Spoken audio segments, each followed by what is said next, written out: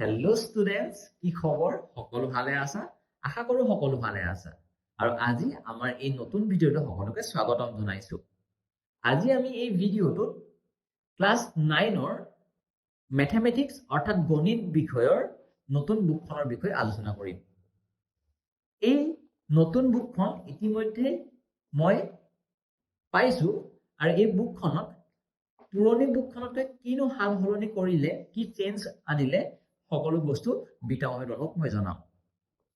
এতিয়া চোৱা, পুৰণি কিতাপখন তোমালোকে যদি ভালদৰে মন কৰা, কণ্টেণ্টত দেখিবা যে তাত টোটেল চেপ্টাৰ আছিলে 15টা, 15 হয়নে?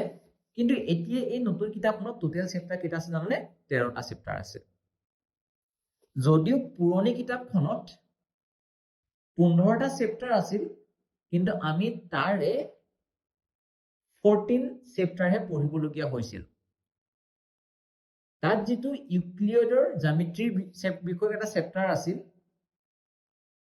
সেই চেপ্টাৰটো ৰিমুভ কৰি থোৱা আছিল আগতে, কিন্তু বৰ্তমান সেই চেপ্টাৰটো এই বুকখনত ইনক্লুড কৰিছে আৰু তাৰ মানে এই বুকখনত ক্লাছ 9ৰ সেইটো চেপ্টাৰ আহিব।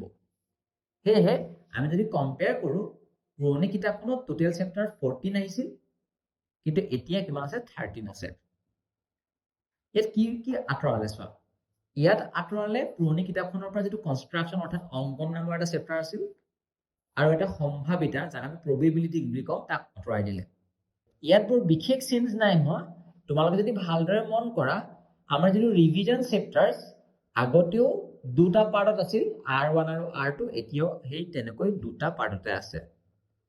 অ'কে, নেক্সট চেপ্টাৰ নম্বৰ 1, যাক আমি নাম্বাৰ চিষ্টেম বুলি কৈছোঁ, সংখ্যা প্ৰণালী বুলি কৈছোঁ, সেই চেপ্টাৰটোত তোমালোকক কেইটামান কুৱেশ্যনছ এড কৰিছে আৰু সেই কুৱেশ্যনছবোৰ MCQ বেছড, মানে MCQ টাইপৰ হয়। অ'কে, নেক্সট চেপ্টাৰ নম্বৰ 2টো আছিলে পলিনমিয়েল, বহুপদ।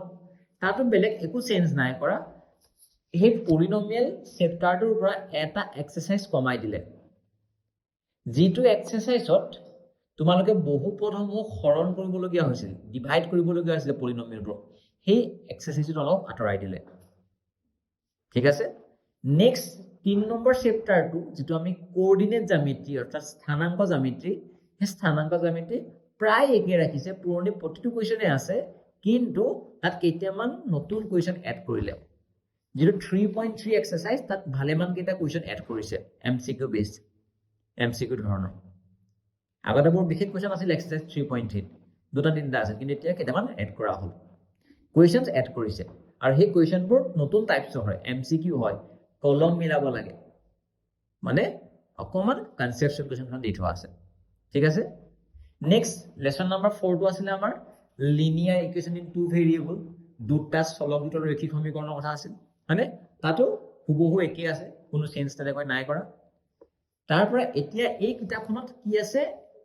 ইন্ট্ৰডাকশ্যন অফ ইউক্লিড জ্যামিতি বুলি এটা চেপ্টাৰ আছে। ইউক্লিডৰ ধাৰণাটো দি থোৱা আছে জ্যামিতিৰ, সেইটো অকণমান থিয়ৰী বেছ এটা চেপ্টাৰ হয়, তোমালোকে পঢ়িব লাগিব সেইটো।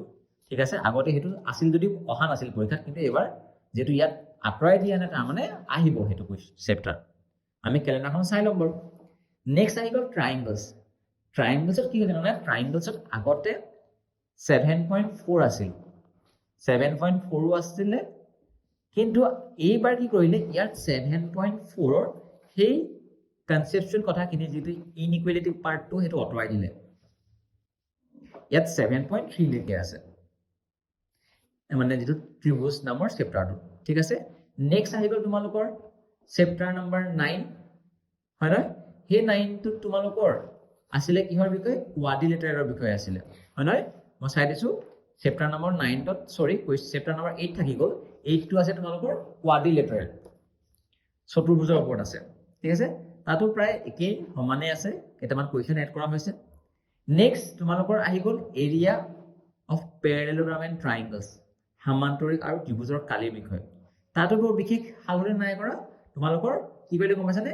সেই যিটো আমাৰ চেপ্টাৰ আছে, তাত কি কৰিলে, ভালেমান এক্সাৰচাইজ কমাই দিলে। আগতে 9.3 লৈকে আছিল, এতিয়া অকল কেৱল মাত্ৰ 9.1 আছে। তাৰমানে কি গম পালা? দুটা এক্সাৰচাইজ কমাই দিলে, হয় নহয়?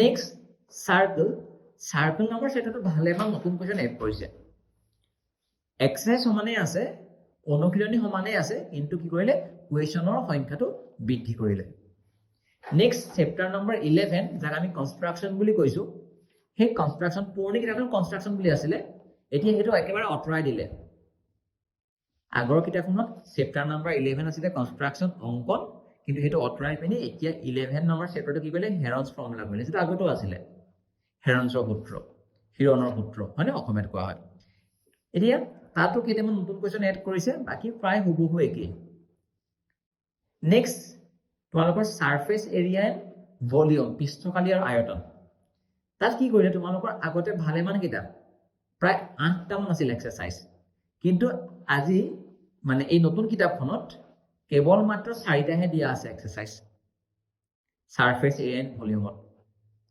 নেক্সট আহি গ'ল তোমাৰ ষ্টেটিষ্টিক্স পৰিসংখ্যা আৰু এই ষ্টেটিষ্টিক্সত কি কৰিলে জানানে তোমালোকৰ যেটো মিন মিডিয়ান আৰু মোড আছিল হেটো আঁতৰাই দিলে কেৱল মাত্ৰ বাৰ গ্ৰাফ হিষ্টগ্ৰাফ সেই কেইটা কথাহে আছে কিন্তু মিন মিডিয়ান মোডৰ যেটো কনসেপ্ট আছিলে অকমান থুলমুলকে ধাৰণা দিয়া আছিলে পুৰণা কিতাপখনত কিন্তু এবাৰ আঁতৰাই দিলে সেই বস্তু নেক্সট আগতে যেটো প্ৰবেবিলিটি আছিলে একেবাৰে শেষৰটো চেপ্টাৰ এতিয়া আঁতৰাই দিলে তাৰ মানে এবাৰ শেষৰটো চেপ্টাৰ কি হ'ল ষ্টেটিষ্টিক্সটো একেবাৰে শেষৰটো চেপ্টাৰ টোটেল চেপ্টাৰ 13 পাবা তোমালোকে ওভাৰ যদি মই কবলৈ যাওঁ তাৰ মানে তোমালোকৰ সিলেবাসটো আগতকৈ অকমান কমিছে কুৱেশ্যন যদিও এড হৈছে হেবোৰ এমসিকিউ বেস হয় কনসেপচুৱেলি থাকিলে তোমালোকে ইমান সময় মানে খৰচ কৰিবলগীয়া নহয় খুব সহজতে ওলাই যাব সেই কুৱেশ্যনবোৰ জাস্ট আমি এটা কথা গম পালো যে সেই যেটো এৰিয়া সামান্তৰিক কালি মানে আৰু ত্ৰিভুজৰ কালি চেপ্টাৰটো যেটো আছিলে মানে এৰিয়া প্যাৰালেলোগ্ৰাম এণ্ড ট্ৰায়াঙ্গলছ